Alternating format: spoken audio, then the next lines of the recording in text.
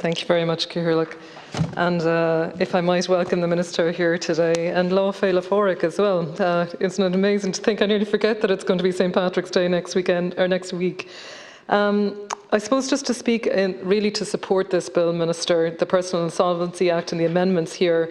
It's a priority bill, as you've mentioned, to reform personal insolvency and the Act from 2012 and the 2015 amendment, particularly to support people facing personal debt.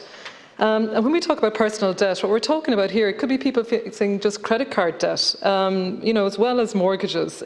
So it is to support people with all types of levels of debt. I welcome the following changes, and particularly I suppose it's supporting people in a time of immense stress and anxiety as well, going through the pandemic.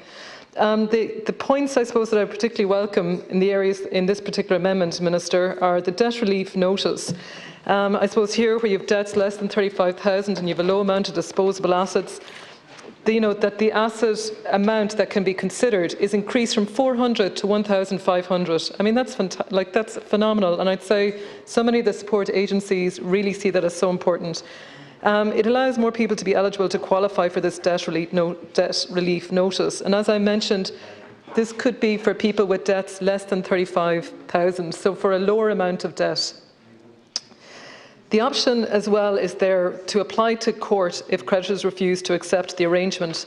And I know what you've suggested here is extending the time to apply to court from 14 to 28 days. And I mean, this is where creditors have unreasonably refused personal insolvency arrangements. And then also a really key point that mortgages which go into arrears after 2015 can now be eligible. And this is so important, particularly for people who've lost their jobs, in the last while, and it's particularly in the lower level socioeconomic, and we even see that it's more women that have lost their jobs over the last while. So families are struggling, and particular groups are struggling. I also welcome the debt settlement arrangement and the protected certificate that can be extended up to 40 days, and also bringing in the remote working. We're seeing this happening everywhere, but to also bring it into legislation to allow personal insolvency practitioners to be able to meet with their debtors.